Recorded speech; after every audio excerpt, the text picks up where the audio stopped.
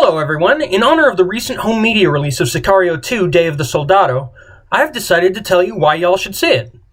Now, if you've seen my review of the first movie, you probably still don't even understand how much I loved it. I was honestly terrified that the sequel would fall flat, particularly when the name was changed from the simple, sleek Soldado to the kinda stupid Sicario 2, Day of the Soldado. The fact that Villeneuve wasn't returning was also frightening.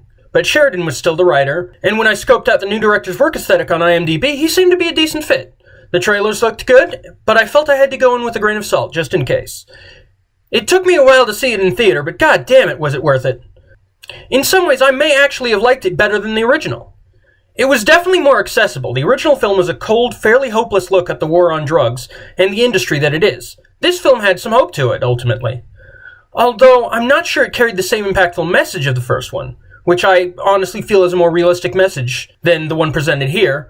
But sometimes, in the movies, you just kind of want to have hope, you know? Sicario 2 starts an undetermined time after the first one, and follows CIA agent Matt Graver and his special agent Alejandro Gillick as they attempt to escalate inter-cartel violence by kidnapping the daughter of our cartel boss, in response to a terrorist attack that was abetted by cartel coyotes ferreting jihadists across the US-Mexican border. Alongside this primary plotline, there is a subplot of a young American citizen being groomed into a cartel coyote. Many of the things I enjoyed about the first movie are still present in this one. The cinematography, while not done by Deakins, was stunning.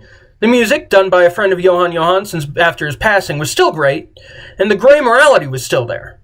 Honestly, one of the trailers really summed up the whole message of the franchise for me, where the Secretary of Defense describes the current definition of terrorism over visuals of Matt walking into Camp Lemonnier. That was honestly when I regained hope that this would still be good. And I think I was right. The performance of Josh Brolin as Matt was probably my favorite of the film. While everyone is fantastic, Brolin somehow made me like him despite knowing the terrible shit his character has done. Benicio was still great, but honestly it was very similar to his performance of the first film. Although that was a fantastic performance and it's consistent with his character, he was a little more fleshed out, a little more human, but overall I don't feel his character was that different from the first one, which I am fine with, seeing as it is the same character after all.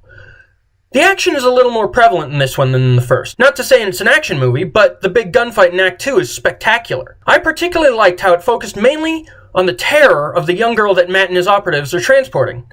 In a way, it built up the tension but didn't fully release it, and it hit the viewer with the emotion of being in an actual gunfight, which I find more involving than the simple act of firing guns and seeing blood. Overall, I think it was a more human film than the first one, which I think should have made it more accessible to most audiences. It's not as harsh and bleak as the first one, despite being sort of darker in ways. So if you were into the first one, check this one out too, it's fantastic.